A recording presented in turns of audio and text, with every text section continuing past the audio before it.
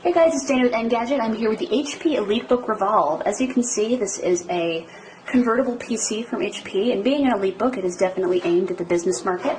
And this is not the first convertible we've seen from HP ever, but it's definitely the first we've seen since Windows 8 came out back in October. So I'm going to walk you through the hardware today. We don't know a price yet. We do know it's going to ship early next year in 2013.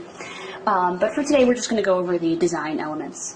So first of all, this is an 11.6-inch display, and that's a slight change from previous convertibles that HP has made, because previously they were in the 12-inch range. So now it's been shrunk down to 11.6 inches, which is in line with a lot of other Windows 8 devices that we're seeing.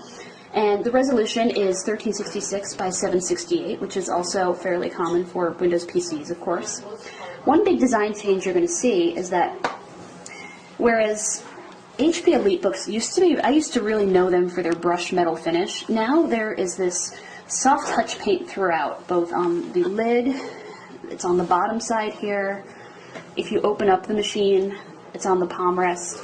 So it has this really soft feeling here. It's definitely going to be very hard to scratch this thing up, which is good because business travelers are going to be using this quite a bit.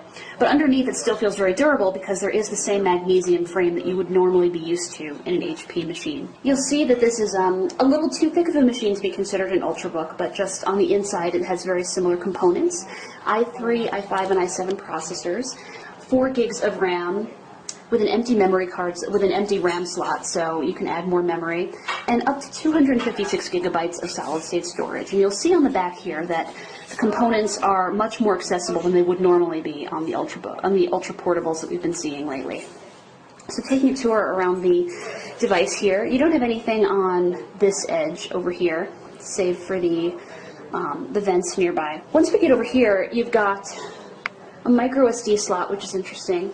You've got a volume rocker, which you're going to see on a lot of Windows 8 devices that can also be used in tablet mode. You've got the 3.5mm headphone jack. Lots and lots of ports on the back here. So you've got an Ethernet jack, and what's interesting is you can it sort of dips below here. Same for the power port, which sort of dips, sort of breaks the normal clean lines of the edge there. You've got DisplayPort, you've got USB. That's a lock slot right over there. That's also a USB port. And nothing on that edge over there.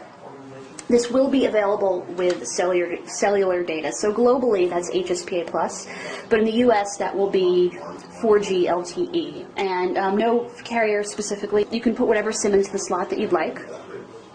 And that's really, so far, all we know about the Elitebook Revolve. Again, it's going to go on sale early next year. We don't know a price just yet, but that's been our first look just purely at the hardware. So thanks for following along.